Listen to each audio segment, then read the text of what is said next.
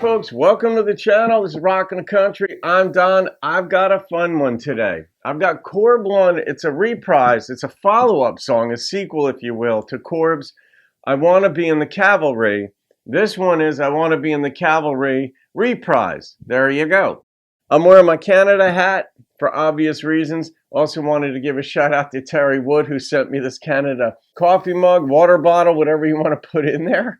And thank you. And Terry also sent me this hat. Terry's up in Calgary. He sent me a few hats from Canada. So shout out to my northern brothers and sisters up in Canada, including Sergeant Justice Kellar, who made a gift to the channel for me to do this one. So Sergeant Kellar, shout out to you, my friend. Thank you for the gift and this request. And here's what Sergeant said. Also, I love your first name, Justice. It reminds me of Smokey and the Band is Buford T. Justice, sort of a connection there. But, and I'm sure you've seen that movie. Anyway, Sergeant Kellar said this.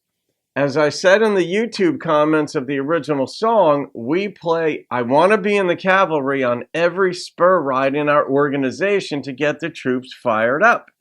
And in my opinion, an even more beautiful, though heart-wrenching song is this one that I'm about to react to. Not very motivating though, I'll admit. All the best, Sergeant Kellar. So then I asked him, I said, in the comments, I said, what is a spur ride? And he said this, a spur ride is where a cavalry unit takes new troopers through an induction to the Order of the Spur. Typically a 2.5-day event, length may vary, of testing cavalry knowledge. During the event, spur candidates hike a specific distance while being stopped periodically by different troops to test them on knowledge. There are usually about 6 or 7 troops, which makes a squadron. If they answer the questions wrong, the entire candidate group is given a corrective action, usually a physical activity such as a certain number of push-ups. How many push-ups might you put them through? I don't know, because I could do about 60. That's about my max these days. If the new troopers make it to the end goal of distance without giving up or failing, they become silver spur holders within the Order of the Spur. I believe I covered everything. If anything is missing, please let me know, Scouts. So I'm guessing Scouts are those trying to be in the Order of the Spurs. Now, are there golden spur holders or platinum spur holders? Is there like an ordering based on value of minerals and such? Precious metals? I don't know. All right, Corb Lund, and Corb is Canadian, as you might have expected. Here we go.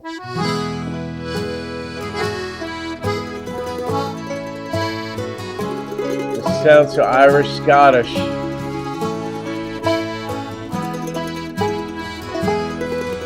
Is that Canadian Mounted Police? Well, I wanna be in the cavalry if they send me off to war.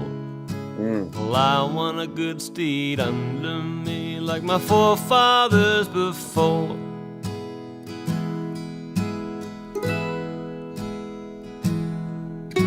Courageous at first, we took their worst. Our positions we held stout.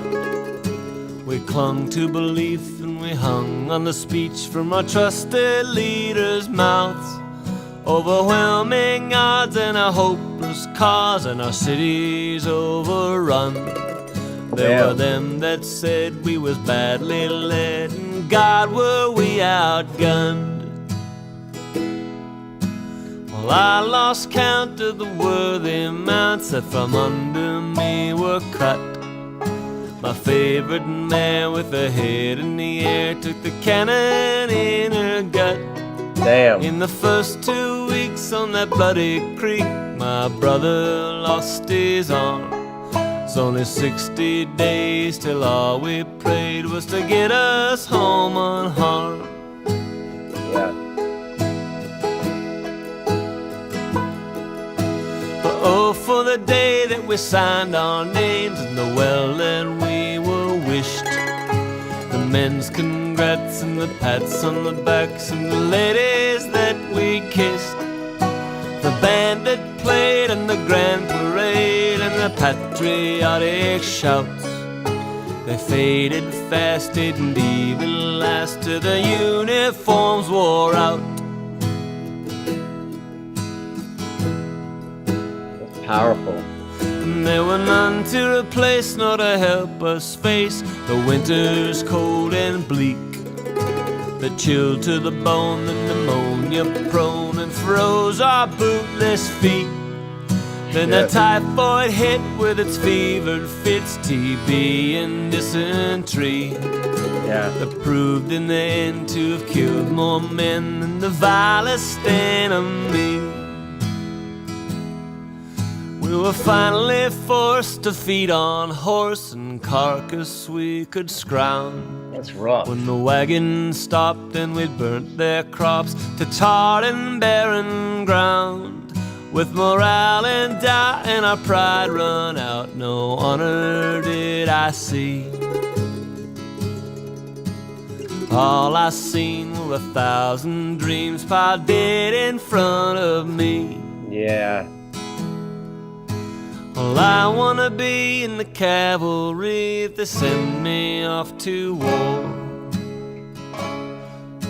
Well, I wanna be in the cavalry, but I won't ride home no more.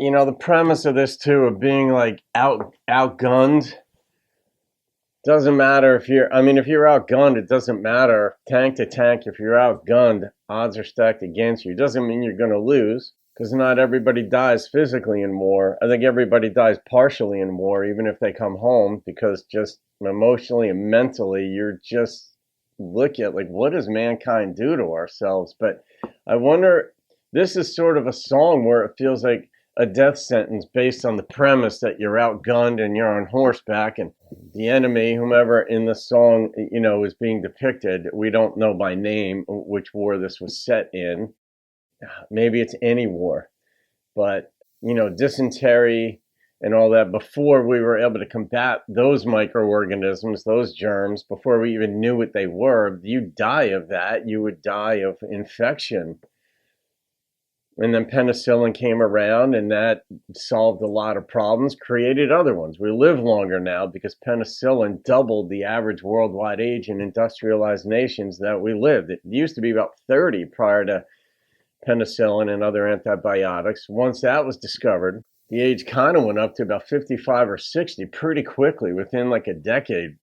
Because, I mean, a kid would get a tooth infection and die of it prior to that. Now, you take an antibiotic and you just keep living. But now we die of dementia and bone decay and all that. But I wonder, based on this song, this is one in a sense of uber realization of what it is to go to war, what it is the human psyche deals with, men who go to war, women who go to war, and deal with a formidable enemy and make it out alive, but under the conditions that they, how do you even say under the, once the war is over, there are new conditions set. Your relationship with whatever country maybe was invading you or that you invaded or you're at war with were set once the war is over.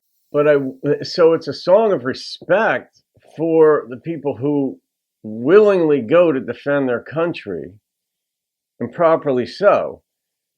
But I wonder if there is an alternate song, not necessarily by Corb, by somebody, that depicts the cavalry in a winning way. And not that life is all roses and lollipops, because it's not. Life on planet Earth is hard. And we have air-conditioned homes and heated homes in many places, and all these creature comforts, education, running water, all bathrooms and all this kind of thing. But life's hard on planet Earth, and this song shows it. But as far as being on horseback, I'm wondering what the order of the spurs is. And I know, Sergeant, that you will Sergeant Kellar, you will clear this up. as will some other folks who may see this reaction who understand what the Order of the Spur is. Is this military cavalry only, or is it the Royal Mounted Police? Is it part of the Canadian Royal Mounted Police, or both? Because when you know how to ride a horse and they're implemented in different places, you could, go in different spots, but take different positions. So a moving song, not just lyrically, but the instrumentation really pointed home what people deal with and the psychological torment that you can deal with. And I see what you were saying, Sergeant Kellar, about it not being very motivating. But on the other hand, it's realistic, and it prepares you somewhat mentally for taking the job. If you do survive and become a silver Order of the Spur? No, a silver spur holder. So I imagine you get like a silver spur. It's probably part of it if you survive the training. And it doesn't go longer than 2.5 days, because if your group sucks, if they're not prepared and they get their answers wrong, I don't know what kind of questions would even be asked. Are they geographical? How do you find your way out of a canyon if you lose your bearings? I mean, I'm sure that's part of it, but I mean, how do you treat your horse if you're stuck overnight somewhere? I don't know what all the answers to the questions would be, but do you get like a silver spur if you pass it? And I mean, what's this is a good question. Maybe you don't know the answer to this and have to look it up. But what is the longest that a group of spur candidates has had to spend outside? Like the movie Stripes, which you've probably seen as well. But like when these guys, is there a group of screw-ups, so to speak, that actually made it though? So they weren't total screws, but that got their answers wrong, and it took them like 4 days to get through it. I don't know. What is the longest in the history of the cavalry that it took a group to get through, and that they actually still qualified to be silver spur holders?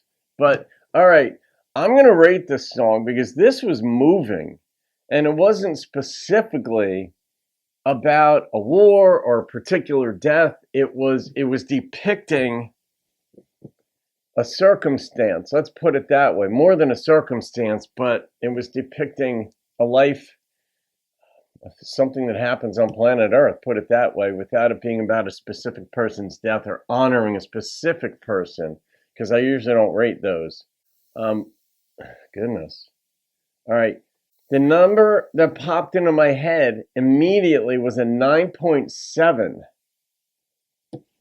Why wasn't it like a 10? That's what always happens when songs get so high up there. I'm like, in my brain, I'm like, what kind of kept it from being a 10? And I'm not finding anything. It really was a moving song. The instrumentation was perfect for this. So, but I got to go with what popped into my head. So I'm going with a 9.7, which is an absurdly high song, wonderfully depicted, but I still have questions, and hopefully you'll fill us in on that, and a discussion will start. So that from Sergeant Justice Kellar, up in Canada. I don't know what province, I don't know what area. My hat here says Calgary because that's the hat that Terry Wood sent me along with my water bottle. So there you go. All right, folks, hope you enjoyed that one. Have a great day. I'll see you on another video and keep rocking the country.